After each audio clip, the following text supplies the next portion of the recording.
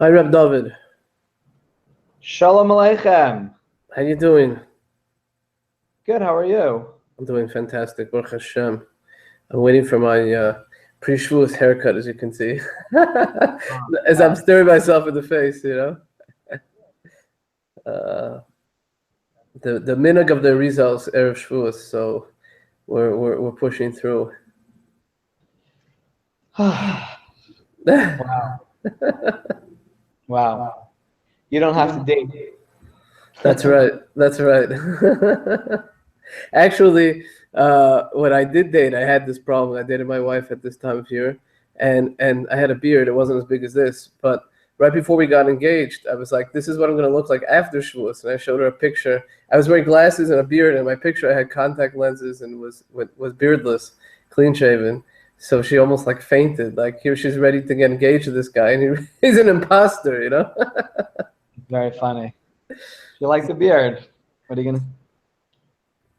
All right, Gewalt. So I'm excited. I'm excited for tonight. Baruch Yes, Hashem. tonight is great. We're going to finally get to the Likutey Halachos, which is really, that opens up wide the Likutey Moharan, and really helps us understand why we are studying the lesson. So when we get a couple more people in, I'll try to explain that. But really, the kishkas, as they say, is really from the Likutey Halachos. Without it, the Likutey Moharan is hard to really understand what the deeper connections are.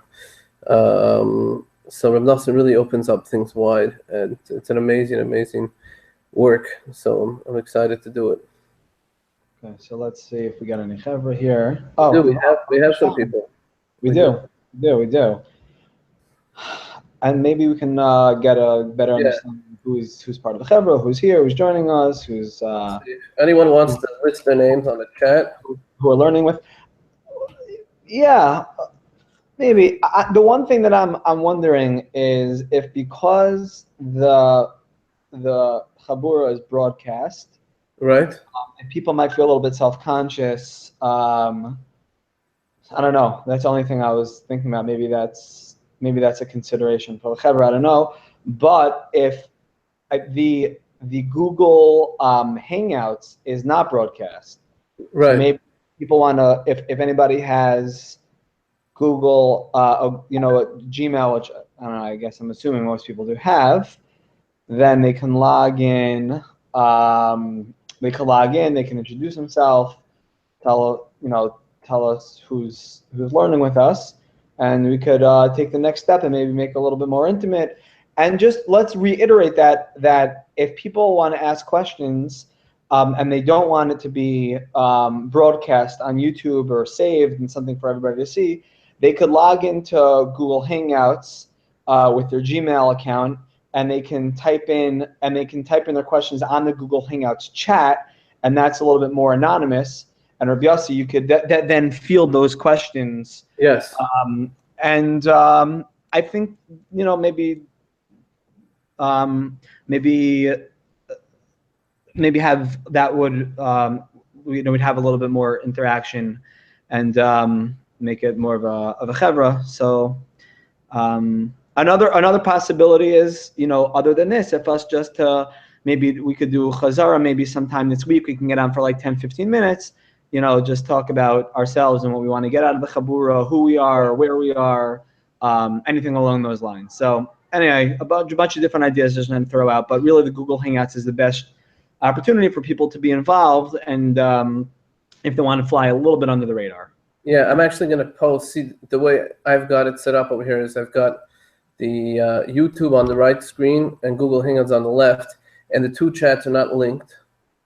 So, and there's a little bit of a lag on the YouTube broadcast. So I'm going to post the link for Google Hangouts on the YouTube chat. If anyone wants to click on it and get into the Hangouts where you can actually be more intimately involved in this. So I'm going to do that. Okay. And the link did work this time, right? Because I left it open. You left it open. That was a great move. Okay. Yeah. So that answers that. Okay, that's good to know. Yes. Okay. Let's just, I guess we'll wait another minute or so, and then see if anyone from the YouTube wants to log into the Google Hangouts. And then we'll go for it.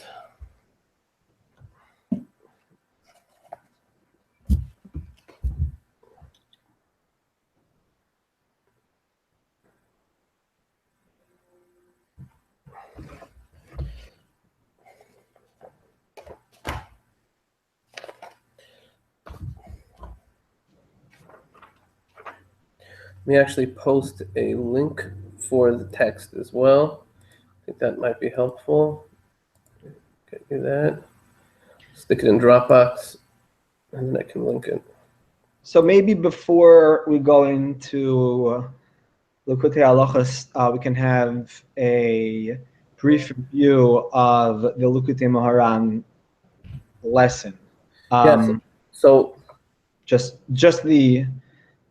the major points and how it all connects. Well, what actually Reb Nosson does is he actually summarizes the points of the lesson that he's going to touch on.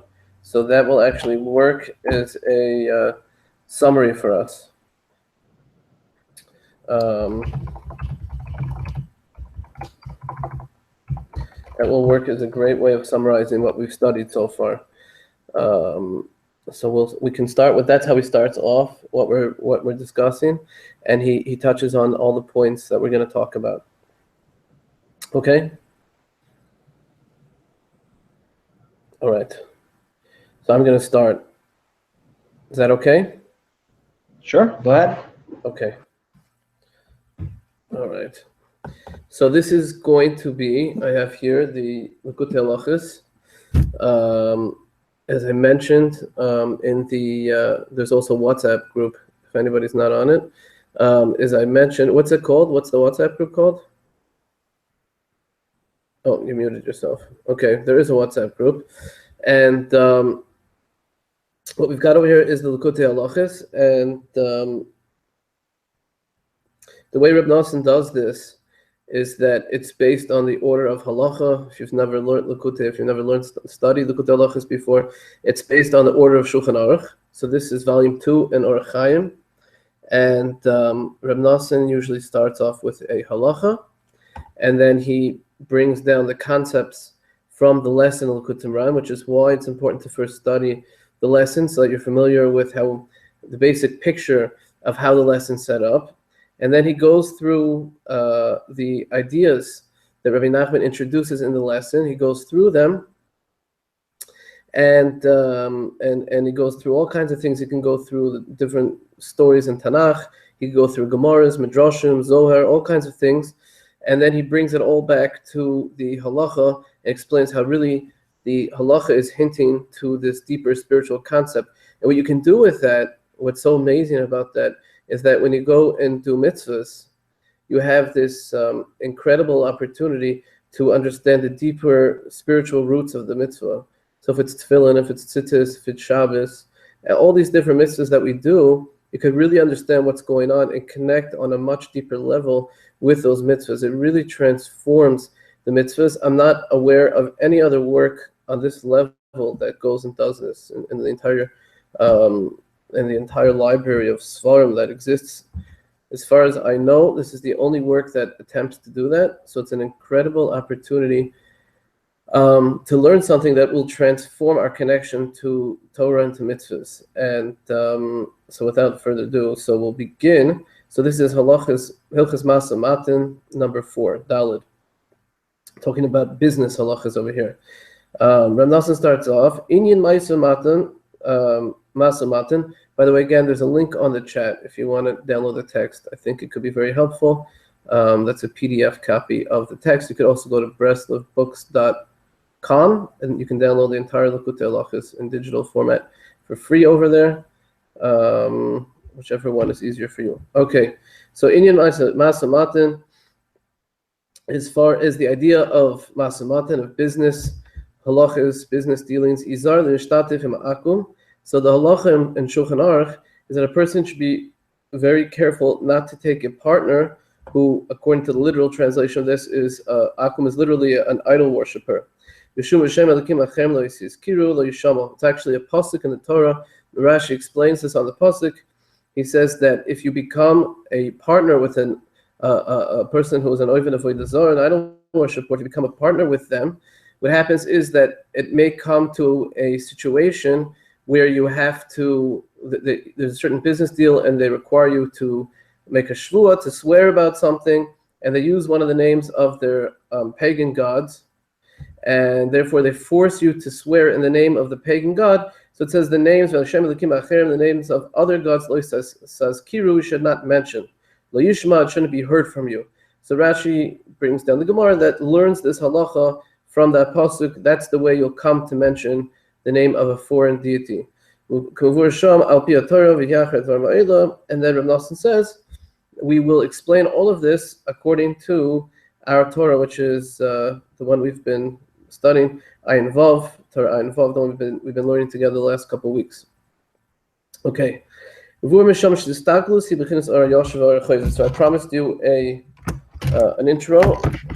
Bring over here. I promised you an intro. So Rav Nosson always usually starts, he summarizes the parts of the lesson that serve as an introduction. We spoke about the entire idea of vision. We all look at things all the time. Our eyes are really the main way we interact with this world, and there's a tremendous amount to learn from vision, from looking. Rabbi Nachman breaks this down, and looking there's actually two components. If you take a closer look at it, there's the direct vision, or yashar, or choizer, and then there's the returning vision. So what this really means is that if I want to look at something, I'm usually not looking just because I'm looking at it. I'm actually trying to gain some level of knowledge, and that's the process we're going to explain. But there's the initial act of looking, which is where I just open up my eyes. And then there's a second part, which really we call focusing. And the Torah, Rabbi Nachman explains that it's as if your vision actually strikes something, and when it strikes that thing, it returns to you, and then you're able to picture it or absorb it in your mind. You come to some new level of knowledge. So if I'm looking at something in the distance, right, at first it's very fuzzy, I see all kinds of stuff, but then when I focus in on the object, then it's able to actually kind of hit that object and return. And that's really the purpose of looking. The purpose of vision, of looking, is not just to look around, it's actually to be able to focus in and see what you're looking for, which will lead you to some new type of knowledge. So that's in the physical sense, and this is only everything that we do in this world in the physical sense. The physical is the lowest level, so whatever we do in the physical sense is really to teach us something about the spiritual world, right? We want to be able to interact with Hashem. Hashem is much, much greater than us, and we can't fathom him at all. So Kadosh Baruch Hu did us this great gift of giving us this physical world so we can kind of discover him on our own terms through all of our various observations and all the various things that he's given us, including hearing, seeing, all of these things. The purpose of them really is to allude to deeper spiritual concepts, and that's included in vision. So by looking at how HaKadosh Baruch Hu gave us vision, we can actually understand the deeper purpose and the deeper spiritual roots of vision itself. So anyhow, to make this simple right now, we've said that there's two types of vision. There's the Ar Yosher, just the actual act of looking, and there's Ar Choizer, which is where you focus in on a certain object, and then it comes back to you, and then you're able to picture it in your mind, and you gain some type of das, some kind of knowledge. In order to prove this, so to speak, Rabbi Nachman quoted a pasuk. It says that Hashem is very, very high. He sees things which are low, and then the part for us, the one who is above, he's able to see at a distance. So even though something is very, very far, but Kadosh Baruch Hu has this perfect eyesight. He has the perfected eyesight, which is what we are trying to get to. We want to have perfect eyesight, so we should gain whatever we have to gain. We should receive whatever we can receive. But the Gavoya, the one who is above, he can see, he can know from a distance. Again, so the purpose of seeing is to actually know something, right? Like if I'm looking, I want to see who's that guy over there. It's to know who's there. So Kadosh Baruch Hu, even though he's very far, since he's perfect, even from a distance, he's able to know. So that's the proof text that Rabbi Nachman uses over here to explain this concept. But also, what he's doing, it's not just the proof.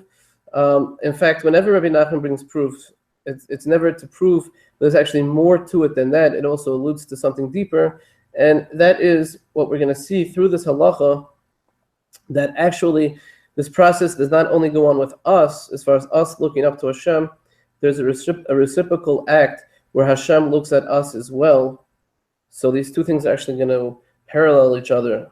The idea of hashgacha we're going to discuss. It's not just us looking at Hashem.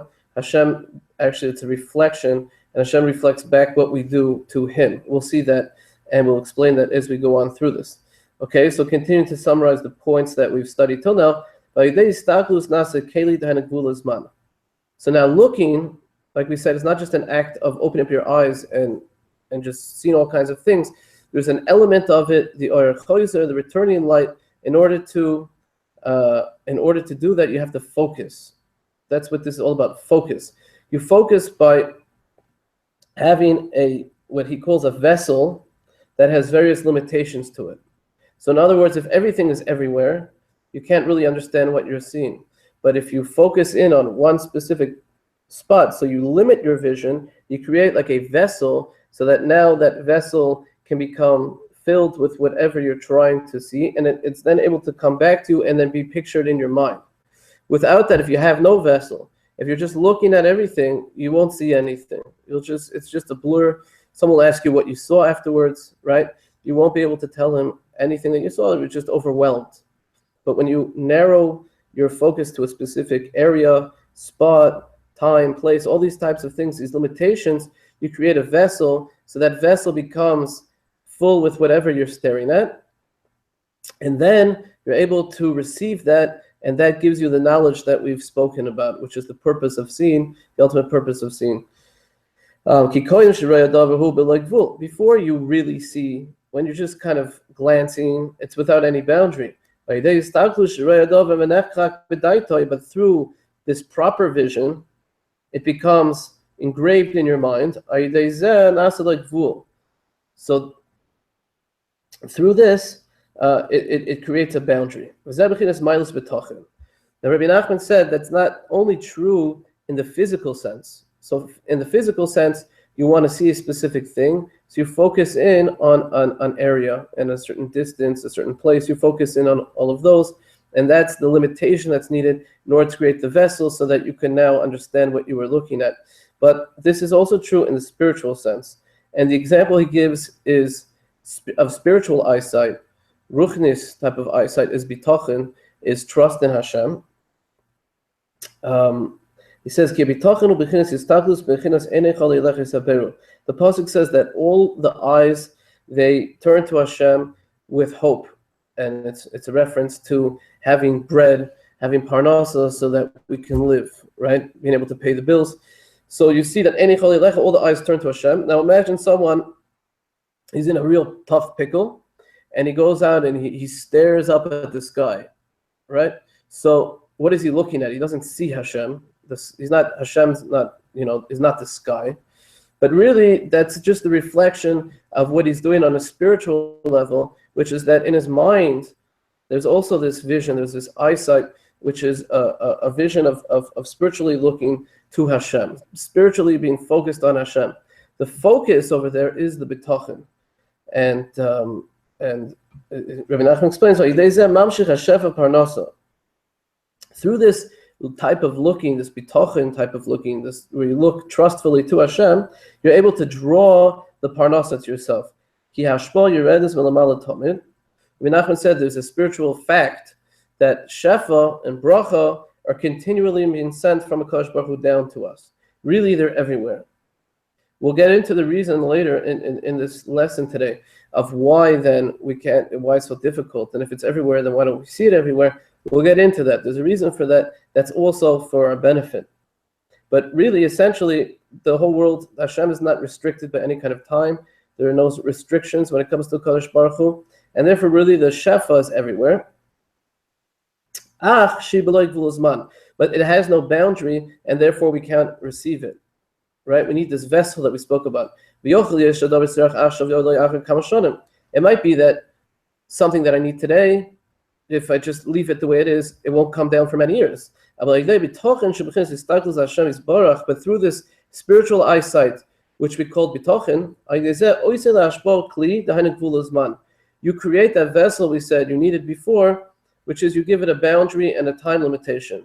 That this hashpah and the bracha should come when you need it. So in other words, if I have to pay my mortgage at the end of the month, and I say, I have real strong bitochen at Hashem, Hashem is going to help me. Hashem is going to send down what I need. I'm going to get it in time. So I've focused my spiritual seeing, and I've said that even though I know all the brachas from Hashem, but right now I need this amount of money, I need it by this time. So it's a certain focused way of looking. And now if I'm strong with that, and I look to Hashem as the source of it, I look to Hashem with this vessel at the same time. So it's a spiritual eyesight that has a built-in keli, a built-in tzimtzum. It has these components built into it. And if you really build that vessel, which means you have real betochen, then yes, the HaKadosh Baruch Hu will certainly fill that vessel, and you will receive what you need.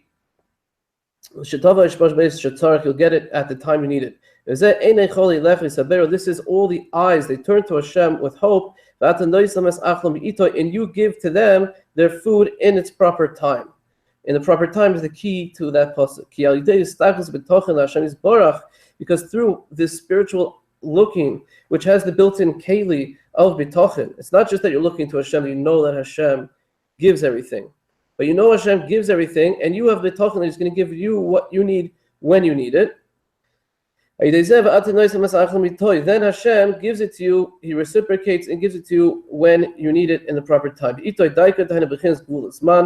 you have this keli, which is the boundary, because the real looking, real spiritual eyesight, which includes the focus, when you have eyesight with proper focus, that actually includes the keli, and then you're able to draw the bracha. And there's one little paragraph more that we'll mention in review of the Torah, and then we'll start looking at Reb Noson's parish to it, and I'll pause for a minute in case anyone wants to ask anything.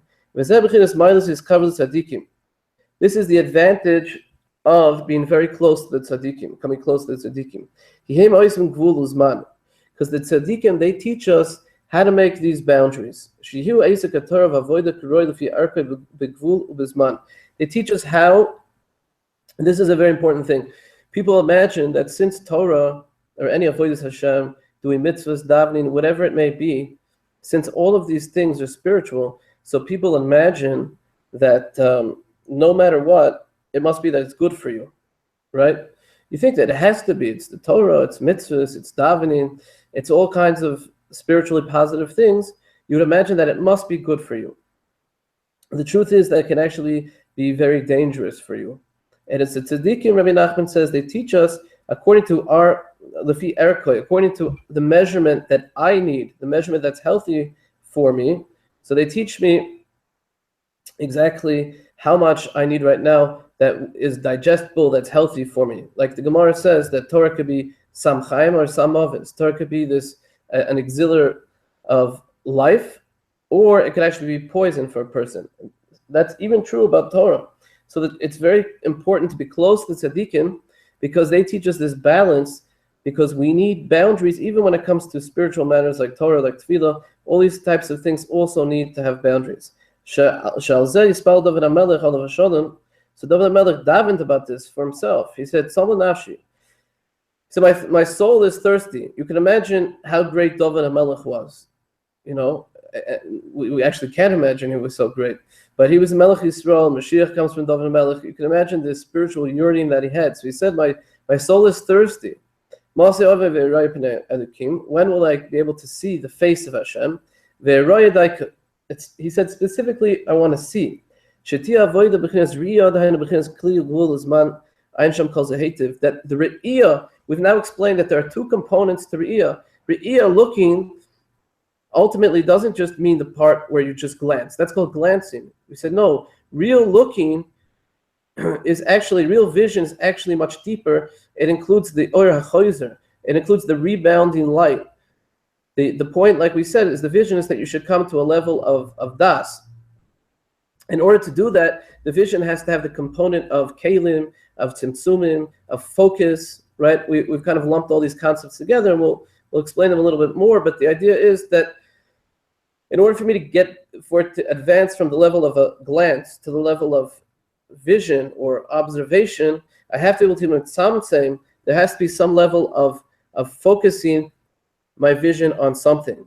So David HaMelech, even though his soul was on fire for Hashem, it was extremely thirsty for Ruchnius and for Hashem. Nevertheless, he used the word ve'eroeh, I want to see. He understood that to really gain and to really grow, it had to be with a real re'iyah.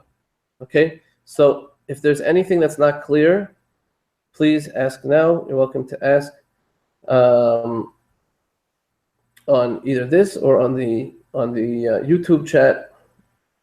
Anybody has any questions, you can type them. And I see there was something on the YouTube I missed.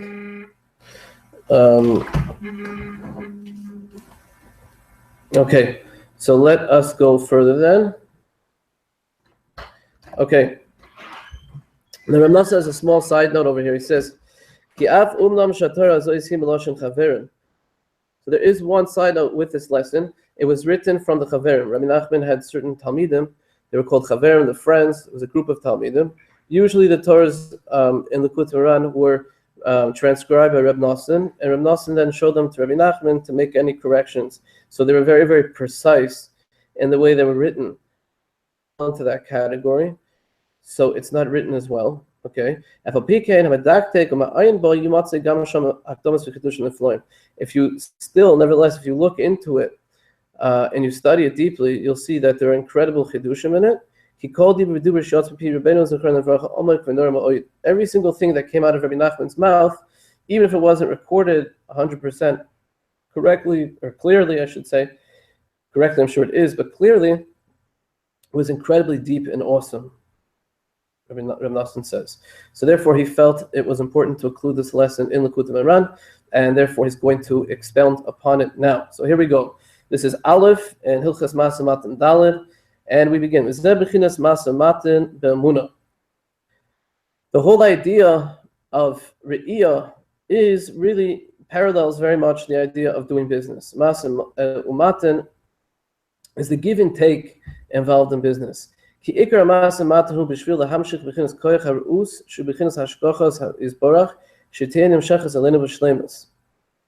idea of giving and taking in business is the idea of vision, that we want to see the hashgacha of Hashem. We want to see that Hashem really observes us in everything that we do and takes care of us, He guides us.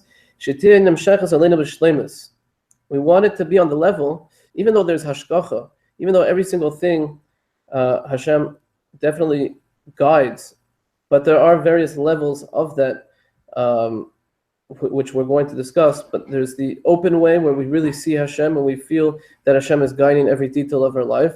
And then there's where He does it in a much more hidden type of way. And from doing business properly, we have the ability to have a relationship with Hashem where His hashgacha is very much in a revealed way. We really feel His presence. So this is to come to it where we could look at Hashem and we're able to have that orach chozer, where our vision is complete and we really see the bracha coming directly from Hashem. That's really the idea of hashgacha. If hashgacha is that Hashem is able to guide everything in the universe, so we should be able to see that. That's true re'iyah. That's what we're trying to get to. We want to see Hashem.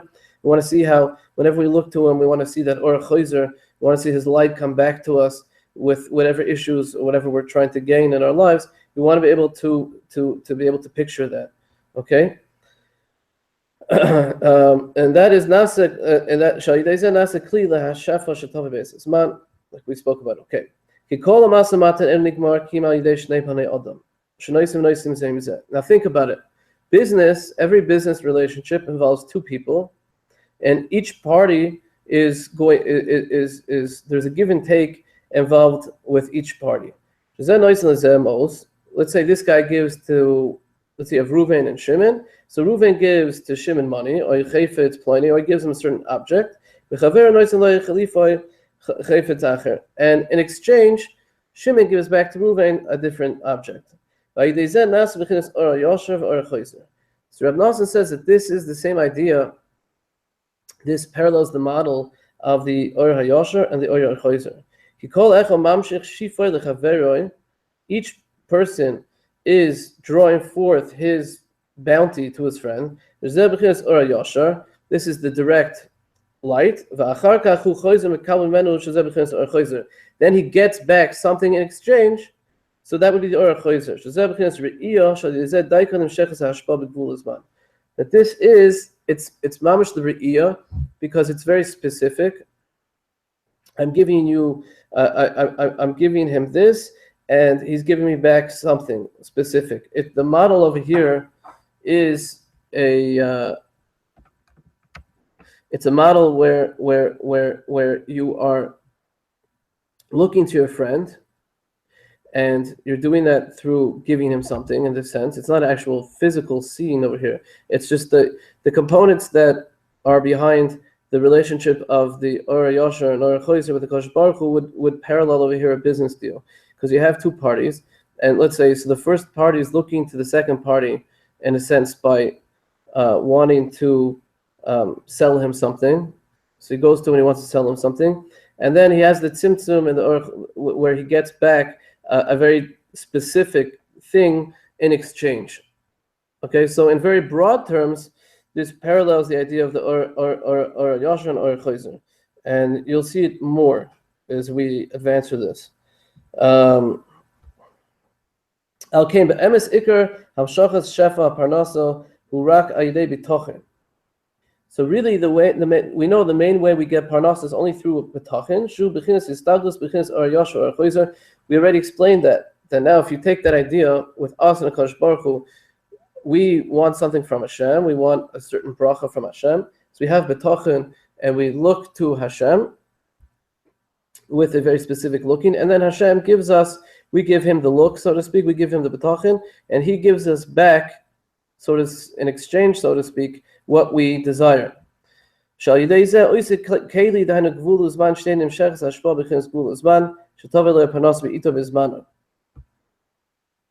Okay, so this is the basic way of betochen always is, and sort of, you could call it in the merit, although it's not really what the angle we're trying to go to, but because I trust in Hashem and I know he's the source of all the bracha, so I turn to Hashem with this betochen, and through my betochen, Hashem gives me back what I need. Okay? So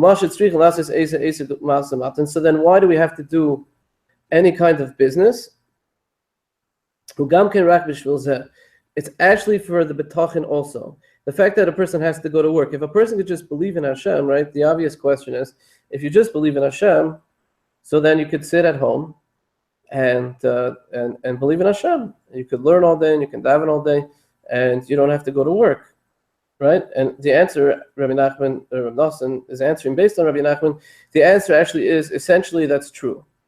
But, and that's what he says, that people have to actually do work, it's for this purpose as well. There's actually no contradiction between working and having complete betochen in Hashem. It's just a lesser level that actually builds into a bigger level. And that's what Nosson says. Who gam kein rak b'shvil zeh,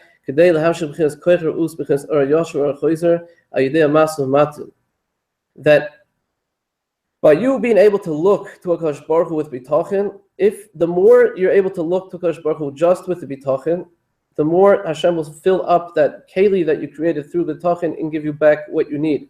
When you're lacking with that bitochen, so you fill that with the masa matan, with the working that you're doing with your friend. I'll give a mashal for this. I'll give a mashal for this. Okay, so they say Rabbi Yitzchak Breuter was the big Breslover mashpia in Poland, and I heard once he had a shoe factory. I don't know if that's what it was, but he had some kind of a business, and he was able to make parnasa from it. One day it burnt down, and he lost his parnasa, and they found him in the Beis Medrash. He was learning and davening, and he was just sitting in the Beis Medrash. He wasn't even actively looking for a replacement parnasa. So I forgot the exact details of the story, but basically he explained that it's like a stender. There's a halacha that, let's say, for Tekiah Shofar, you have to be standing to hear the shofar in order to do the mitzvah properly. But you're allowed to lean on something as long as if you wouldn't pull the stender away, if you wouldn't fall down on your face, then you are Yossi the mitzvah, you did the mitzvah properly, and that's good. You're not supposed to sit for it, so you're supposed to stand. So as long as you would, even if someone removed it and he was still standing, that's fine. So you can lean on it as long as it's not completely supporting you. So he said so too with his parnasa. Until now, he kind of had the support of his actual factory. But now that his factory burned down, he lost it. So you were able to see that he had complete bitachon because he was in the base medrash and he was learning and davening, was relying completely on Hashem in that case. So the idea over here kind of is that, we'll explain a little bit more, but the idea over here is that the bitachon is looking to Hashem with complete and total emunah in Hashem, that you know that you see Hashem, you see the bracha, and you see it coming from Hashem. In order to give chizik to that, if you don't have enough chizik, in order to give chizik to that, what you do is you have a job. And through that job, right, even though we're going to say that's also, you obviously also believe that your job is from Hashem, the success of your job. But through the job, it gives a person the ability to kind of feel like they have that stender, they have something that they're holding on to, so it makes it a little bit easier for you to believe that to be able to look at Hashem with the bitachon, to have that real re'iyah that we're trying to have. We find it hard as human beings just to only look at Hashem. We feel like we need to do something, okay? So in order to give chizik to that re'iyah, we go to work. But really, the point of it is only to give chizik to the re'iyah, to have the bitachon Hashem. After we go to work, we also still have to have that re'iyah of bitachon, that we come to Hashem, we look at Him, that He's going to give us what we need in the proper time. The work only helps us, it only reinforces that type of vision that we have to have. Is that we're going to explain a little bit more. Is that clear so far?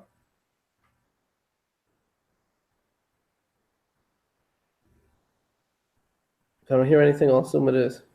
Yeah, I mean, it's tricky because you could also see it as if the work that you do doesn't necessarily enforce that re'iyah, but it's sort of like keneged the re'iyah, because it might make you think that the work itself is what's bringing the parnasa. So exactly, it's a tricky concept to grasp this mahalach here.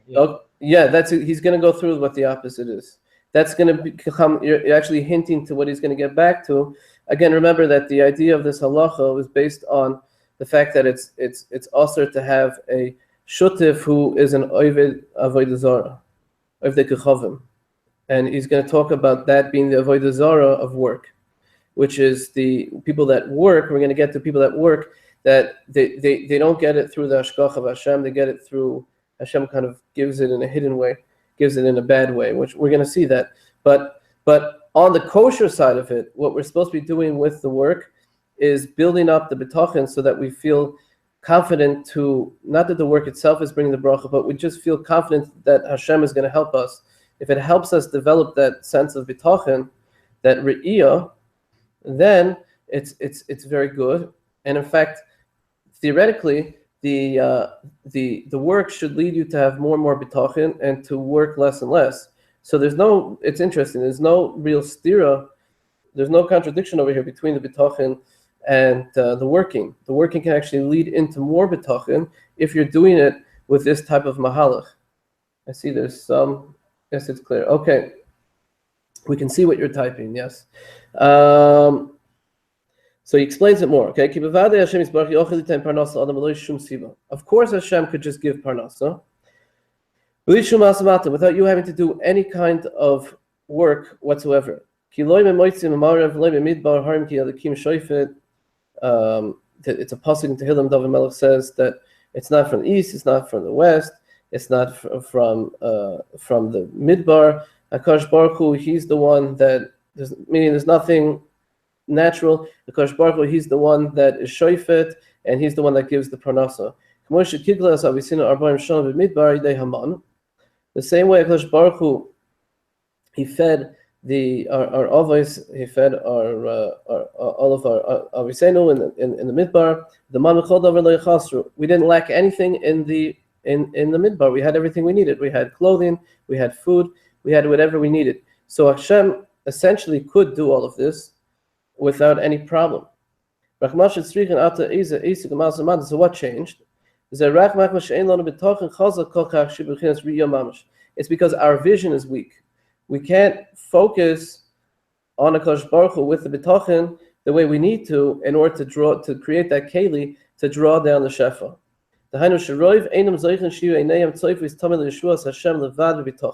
Most people don't have the ability to constantly focus their eyesight on Hashem only with bitachon chazak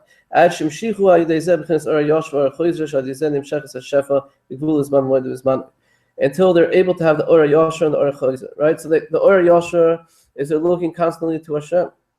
And the Ora Choyzer is they have the bitachon, they're looking to Hashem with the bitachon that Hashem will give them what they need and in the proper time. Because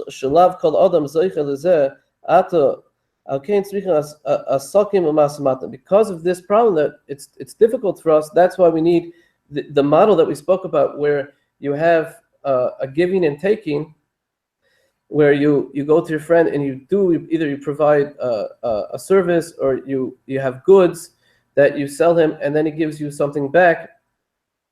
This whole model is to really remind us that it's really HaKadosh Baruch Hu that does the same exact thing with our bitachon in Him. Right? If we know we go to work and we have a certain job and we're focused on it and we get pay in order to do it, so that is mechazik us to remember that it's really behind all of this. It's really bitachon we have in Hashem. That when we do the same thing with Hashem, we look to Hashem with bitachon. HaKadosh Baruch Hu, it's a reciprocal thing where He returns to us exactly what we need. So it's a similar type of relationship. A person feels like they worked hard, they were very focused, they did a specific task, and they narrowed in their vision, so to speak, on something that had to be done. So this process is meant to teach us. It's like a crutch that teaches us, but a good crutch, as we said. It's a crutch that teaches us that essentially this is the way it works spiritually, just through our bitachon. It works this way spiritually, just through our bitachon. If we would have real bitachon and we had that same focus that we have on our work, we would have that same focus in our bitachon with our HaKadosh Baruch Hu, that HaKadosh Baruch Hu would give us back exactly what we need. This is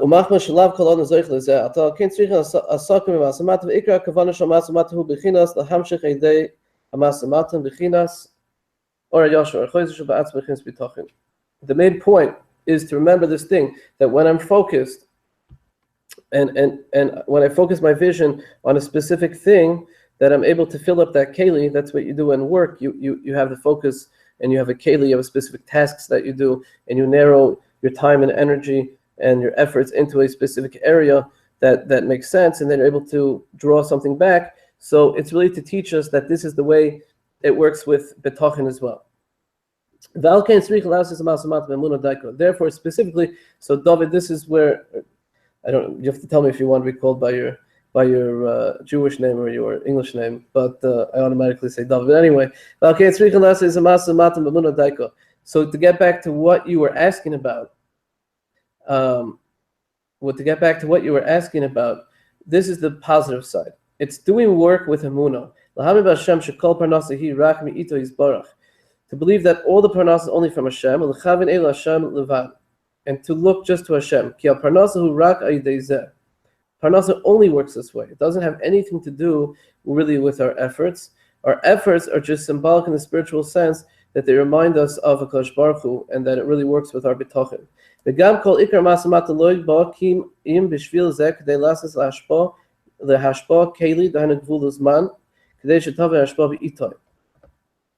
Again, in all of this, it's to teach us how to be focused. We go to work in order to teach us how to focus. That's really what it is. Ki hashpa, you read this Talmud, that, like we said, the bracha is always coming down. Rak shehi b'lo gvul zman, but the bracha is kind of all over the place, and we need to focus in order to draw it into our life. So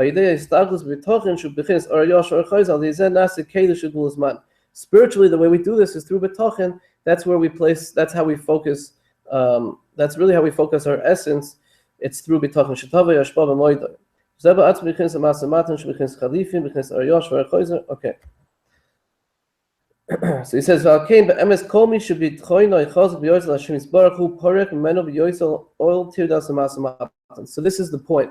The point is, whoever has stronger betochen in a Kadosh Baruch Hu, they'll throw away all their tirdas, all of their hardships associated with work. The more betochen you have, the more you are able to just throw them away. The extreme example is the many tzaddikim. They had such betochen till they didn't have to work whatsoever. They did absolutely nothing. They just relied on Hashem completely. They were mamash tzaddikim that lived this way. When you truly believe in Hashem, you're able to make this spiritual keli. You're able to make the spiritual keli. You're able to focus through just spirituality. That's really what it boils down to. Your whole focus is through spirituality. It's a spiritual focus on Kadosh Baruch Hu. Most of us, the vast majority of the world, needs a focus that is aided by actually working. When we work, we're able to focus our re'iyah and then believe that Kadosh Baruch Hu is going to help us. But through betochen, you could have that same focus only through ruchnius. The working is only because we're weak in this area. Therefore,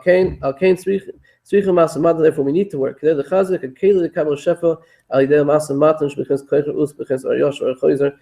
the working actually helps us develop our betochen, which is an amazing thing because most people think that there's a contradiction between the two.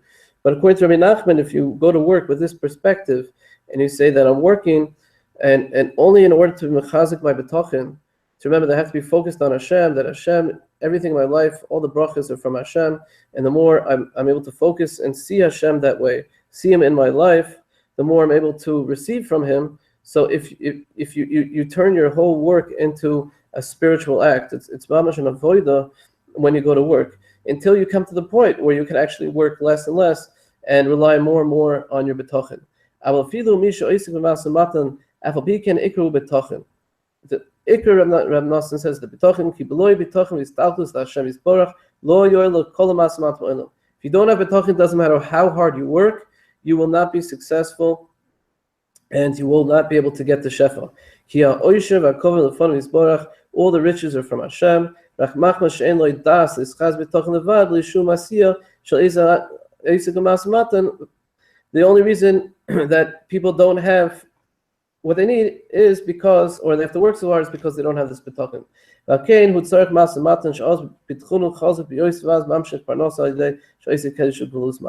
that's the end of this point. This is the first letter in the Likutey Halachos, and the point is that we've now defined betochen and we've defined re'iyah is a spiritual focus. That's the purpose of the re'iyah, that we're spiritually able to focus on a Kadosh Baruch Hu, so that we build this keli, so that He could then return it with the parnasa, with the shefa that we need. And if we're not able to focus that well, so then Hashem gave us various models that replicate this process. Primarily, the one we're discussing over here is Masa Matan, where that teaches us how to be able to focus through this process and to remember that this exchange type of thing, to remember that the real exchange is a spiritual exchange. We can actually learn that through the process of Masamata, where we focus all of our energies into a very specific thing, and then we're able to get something back in exchange. So when we do that, it builds it helps us have the betochen, so that eventually we can have complete betochen and rely less and less on that secondary kind of process. Okay, I'm going to do Bays unless someone wants to stop me. Should we stop? Are we going to be able to get somewhere in Bays, or is this a good place to stop? The Bays is short, and it just explains it a little bit more.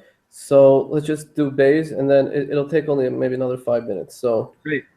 we'll do that, and you'll see it's a nice little addition to this. So Yirmiyahu now he said, Hadar atem ru dvar Hashem.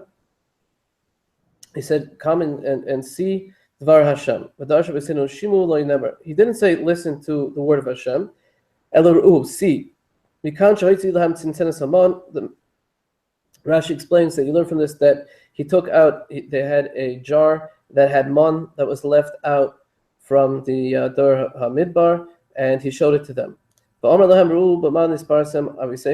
at this jar of man and see how your fathers had parnasa. Right? The example of a generation that lived only with bitachon is the generation of the Yidden that lived in the Midbar. They lived only with bitachon. They didn't do any real hishtadlus. This is the man, it just came down to them without any kind of work. It was all in the schus of Moshe.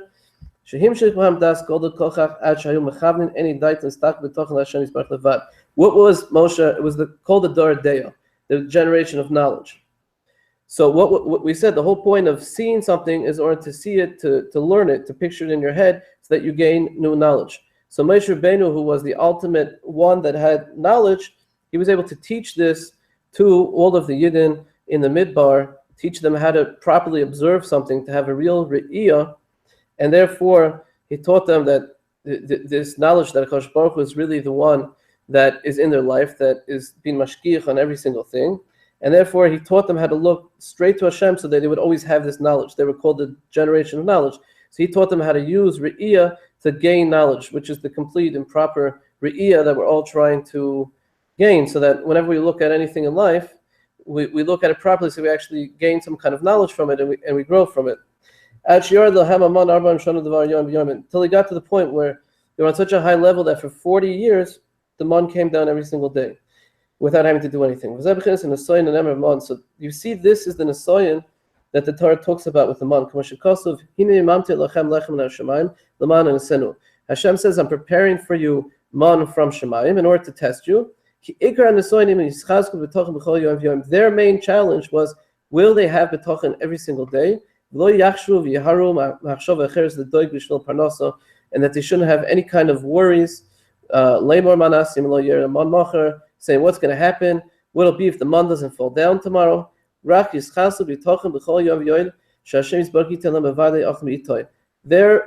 re'iyah that we spoke about was to know that every single day, Kadosh Baruch is going to give me everything that I need in its time. I need to eat today, so once a day the man will fall down in order to feed me. They had this perfect vision. Therefore, the Torah says, don't leave anything over until the morning, because if you left over into the morning, it means that your vision was impaired. You didn't have the proper vision with the betochen, the kelim, in order to receive what you need. Therefore, when people left over, now you can understand why Moshe got so upset. The main way that Kadosh Baruch Hu gave them this man, Hashem supported them in this incredible, miraculous way, it was only because they had this proper re'iyah, and therefore if they were going to start saving for the next day, they were really breaking that mold, and they were going to cause a lot of problems with the man, and that's why Moshe was so upset. So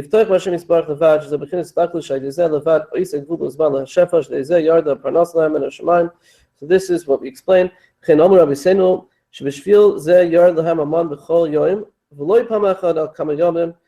is why the man came down every single day and not over many days.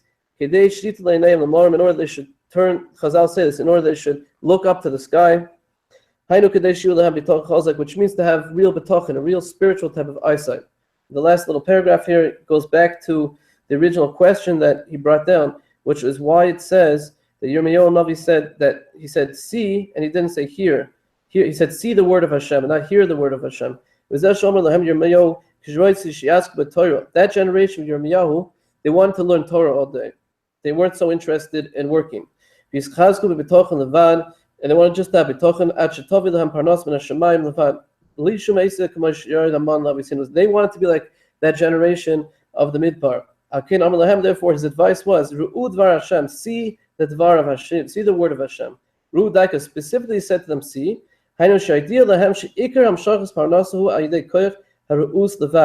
the main way to draw forth parnasa is actually through seeing, not through hearing. If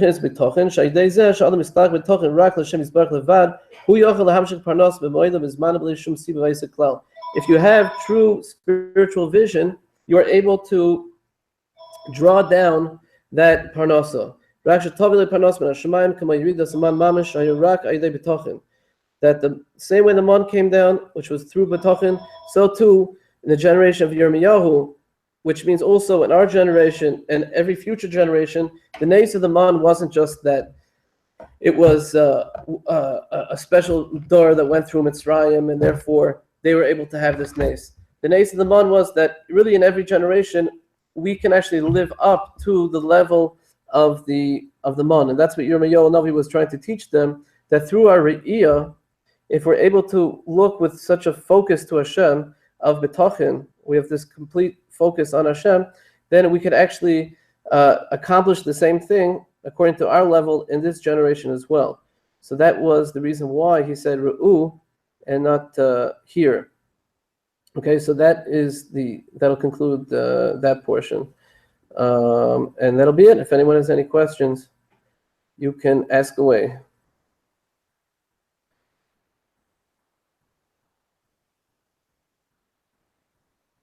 Okay.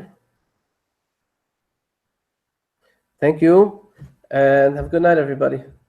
Take care. Thank you so much. Good night. Preview of next week.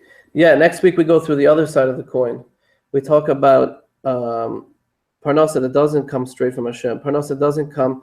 We talk about a concept that's very important that most people have never heard of. It's called riboy or, having too much light, which means it's when you look without the keli. We'll see. Maybe unless we want to do it Monday, I don't know if that works for you, in order not to skip. But when you look to Kadosh Baruch Hu without that keli, right, then you get something called riboy or, which means there's too much light. You get flooded, and Rav Nosson ties that into getting parnasa not the proper way, and he explains why that's so damaging. And then he brings that back to the original halacha of why you can't be a partner with someone who is an idol worshiper. He says over here, and he really explains this whole idea, the other half of it, which explains the shleimus of the idea. Anyhow, okay, thank you so much, and have a great night.